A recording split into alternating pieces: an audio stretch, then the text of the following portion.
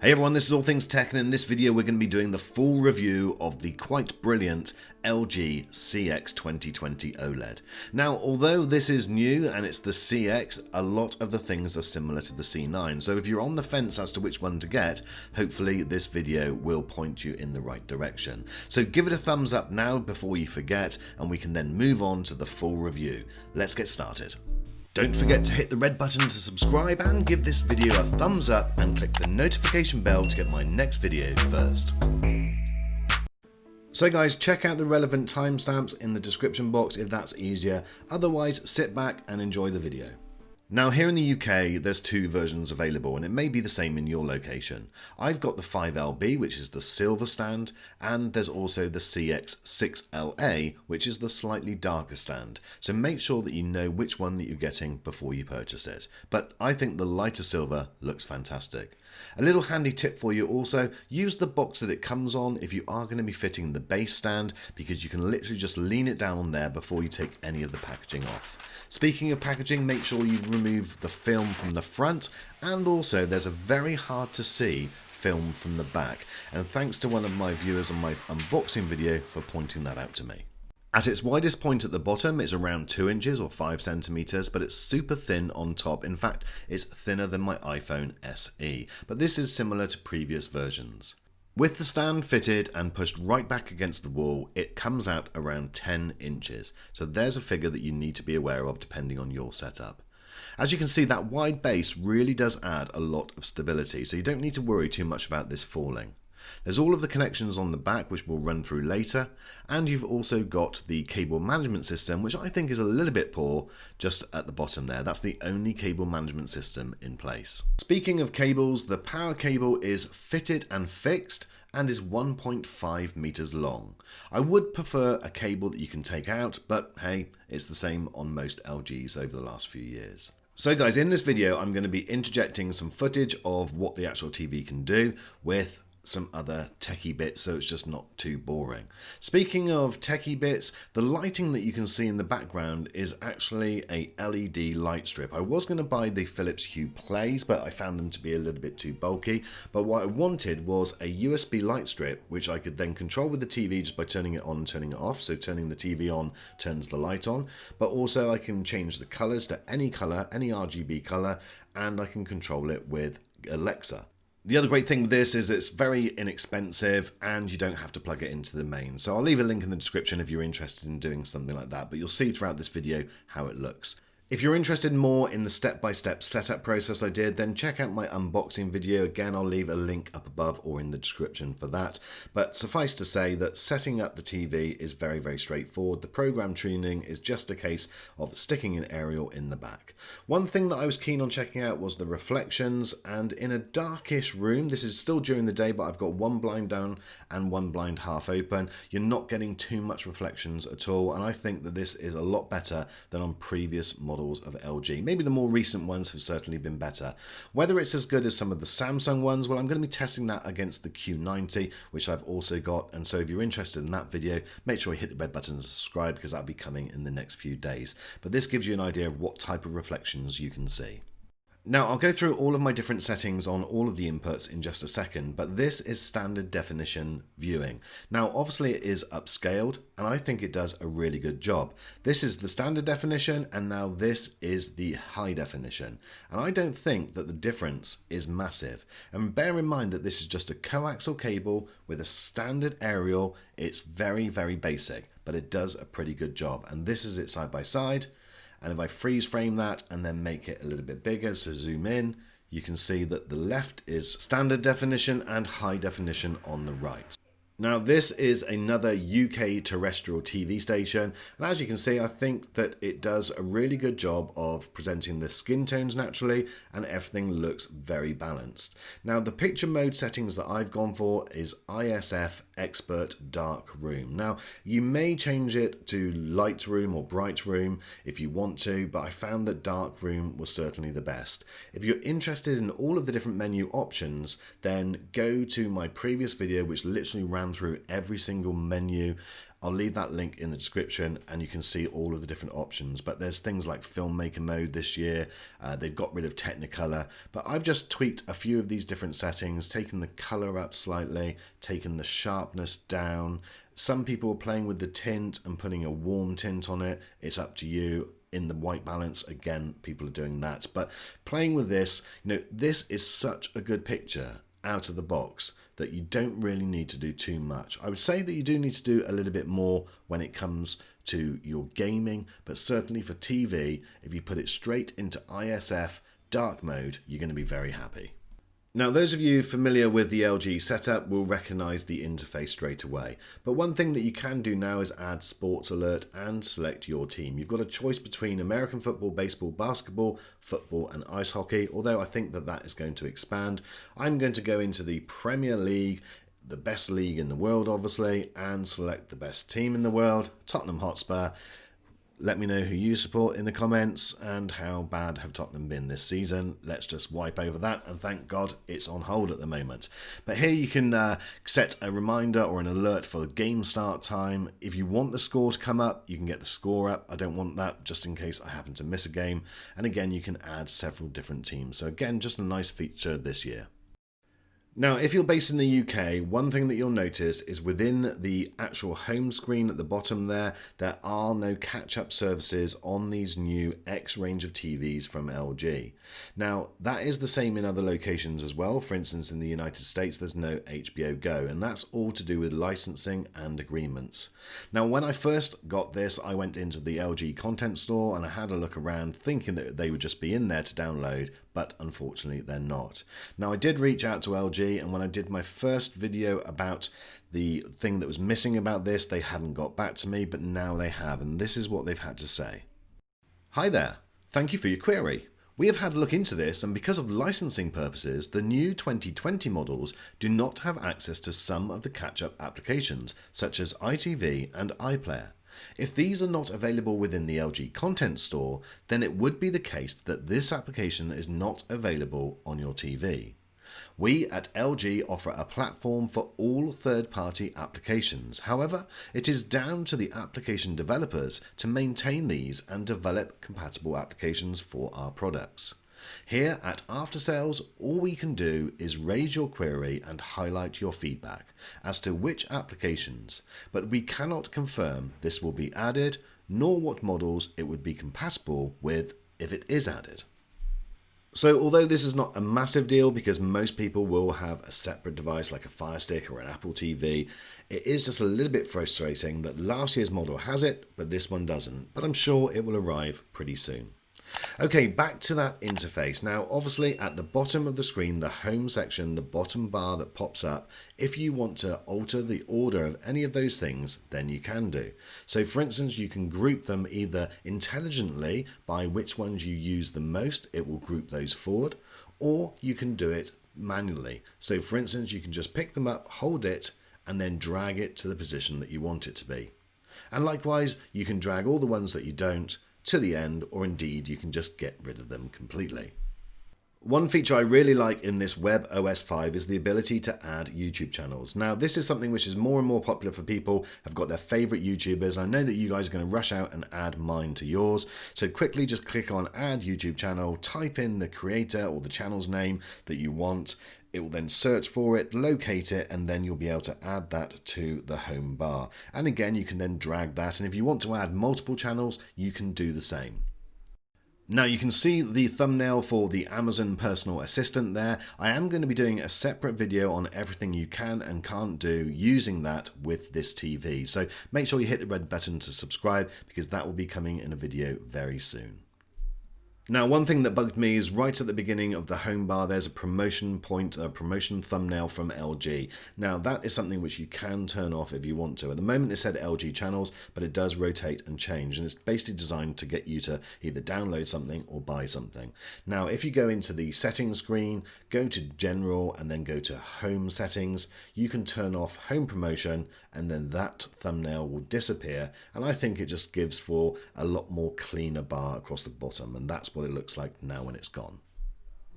Now, as well as the home bar, you've also got a home dashboard. Now, this is where you can integrate with other IoT or Internet of Things that you have. Now, if for instance you've got the LG ThinkQ washing machine, Hoover, tumble dryer, fridge freezer, then all of these devices can be displayed on here and you get a lot more information about them. Unfortunately, I don't have any of these, so I can't go into too much more detail about those.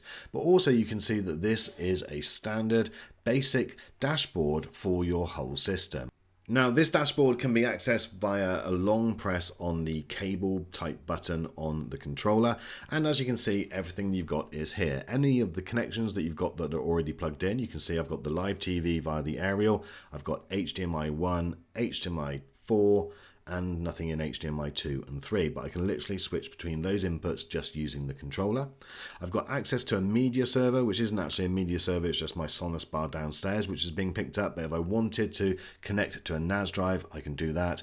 And I've got my phone here set up, which I can then go in and look at my photos and videos on my phone and play them directly. I've also got AirPlay, so if you want to just AirPlay something to it, then you can do it that way. But if you have got an Android device, you can link in with it just by doing this, and then you've got photos, music and videos. I did do a separate video on gaming on this TV and I was absolutely blown away. I've only got the PS4 and I was blown away with the quality and just how great this TV is for the PS4. In fact, some people in the comments on the video that I did about gaming said that they couldn't tell the difference between this being a PS4 or the PS4 Pro. One of the things I wanted to know was whether it was worth my while getting the upgraded PS4, and I think most people came out with no, it's not. The one thing I did do though is change some of my picture settings. I went to HDR game mode, which is very important, and then also tweaked some of the other settings as well. So you've got obviously the different options, and again this is more of a personal thing. It doesn't have to be you follow exactly what mine are. Certainly for me it was about my room. One of the biggest things what I think everyone does is take the sharpness right down to either 0 or maybe 1 or 2. The only other things that I changed on mine was to take the colour up to around 58 or 59. I left the tint as it was, and I brought the OLED light down to around the 97 or 98. Something like that just gave me what I felt for my room was the perfect setup. Now, the one new thing with this TV is NVIDIA Gsync, so if that's important to you, then definitely consider this TV. It's not something, unfortunately, that I can test because I don't have that set up. This TV has the A9 Generation 3 processor built in. This is the upgraded processor, and what that means is that it is lightning fast to change between different sources. So whether it be from your dashboard going into live TV, or you then select Netflix for instance, it's there in an instant. And if you've been watching something already, well then it literally comes up immediately where you left off. And then going from Netflix for instance to Amazon Prime on your controller, it's almost instantaneous. There is no loading. It is absolutely incredible how quickly this is. Now, one caveat to that is if you're not already signed into an application and you go in via the home bar, it does take just a few seconds longer, but literally it is just a couple of seconds. It doesn't really give you any delay at all. So that was Disney Plus, this is Plex, and again, less than probably 10 or 15 seconds, maybe 15 seconds tops to get to the sign-in screen. But it's instant if you're going from Netflix, going, for instance, now if I load up, let's go to YouTube, for instance, absolutely instant. One of the things that I really wanted to point out to you folks is the incredible detail of any source. Now, I showed you that standard definition earlier. This is 1080p and it's absolutely incredible. So this is one of my older videos which I used to always film in 1080p before I got my 4K camera, and I was just blown away watching this back via YouTube on this TV. It is just insanely good. And so it doesn't matter whether you're watching something in standard definition, high definition or 4K, you are going to be blown away with the picture quality. It's incredible. Now, I haven't got the C9 to compare it exactly to, and I know the C9 is a great TV also, but folks, this is just unbelievably good. When you look at any source, it doesn't matter whether it's HD, standard definition or 4K, it completely just gives the most incredible picture. And with those settings that I showed you earlier, just a few tweaks, but in ISF and dark mode, it does a great job right across the board. If you want to, you can set different sources to have different settings, but I'm very, very happy with most TV watching, whether it be YouTube or Netflix, to be in that mode. To give you an indication of the level of detail, I've frozen this shot here, and now I'm going to be zooming in onto the pixels. Now as I get closer and closer and closer, I'll sharpen the camera in a second, but you literally see very, very little distortion at all. It is unbelievable how good we can almost see every individual pixel. Absolutely incredible. You'll be blown away with the image, and it's just a shame that it doesn't come across as clearly on this video as what it does in real life. When it comes to sound, although the hardware is the same, there are a couple of new features. One is AI Sound Pro, and that really does make a substantial difference. Listen to these two clips, one with it off, one with it on.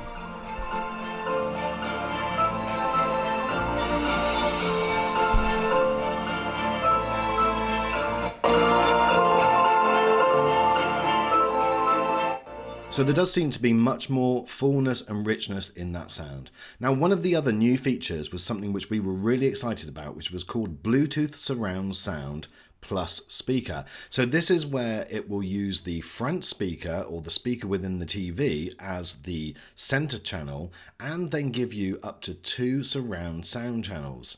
As you can see, you've got 1 and 2. Now, the issue that we had is that we could connect one speaker as a rear surround, but we couldn't connect 2. Again, we reached out to LG, and they came back saying that they believe that this is down to the fact that only certain speakers are compatible with this feature at the moment. Now, this is a real shame because when we did connect one, it worked brilliantly, so I would love to be able to do 2. It also did this automatic tuning which measured the distance and things and then set the appropriate volumes. Now, I'm going to show you in a second how well this worked with the Echo Dot that I actually got to work, and I'm going to hold that behind my microphone, which is a good quality Rode professional microphone. And hopefully, certainly if you're wearing headphones, you might be able to tell how good it is.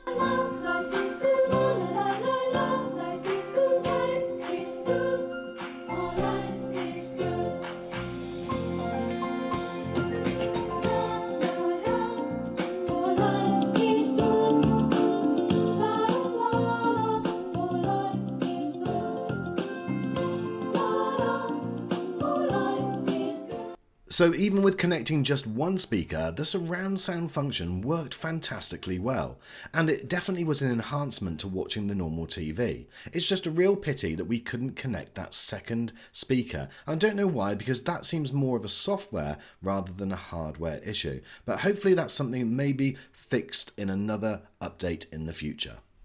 When, however, you do connect, you have got options of audio delay and different volume balance. However, all of these are set automatically if you do that measuring thing, which I showed you just a few seconds ago. Now, I did give it a go with other Bluetooth speakers that I have, but unfortunately, I just couldn't get it to work with any other than just one speaker working. So if any of you guys have got any ideas, then please leave a comment below. Now, if you really want to get into the detail of these TVs, then we recommend that you check out Vincent's channel, HD TV Test, and his full review, because you won't find anyone that knows more about these TVs than him. However, just for the layman, which is certainly what I am, some of the headline differences are that the LGCX will support NVIDIA Gsync. It also supports variable refresh rate. You do have HDMI GBPS, so it's gigabits per second differences, and it's actually lower on the LGCX, which is something which LG hasn't really advertised too much. Now, for people playing with the PS4 or the PlayStation or the new consoles, it's not going to be a massive issue, but it could possibly be an issue in high-end gaming PCs, so that's something that you need to bear in mind. The processor on the CX is obviously the 3rd generation, so therefore everything is just snappier and a little bit faster.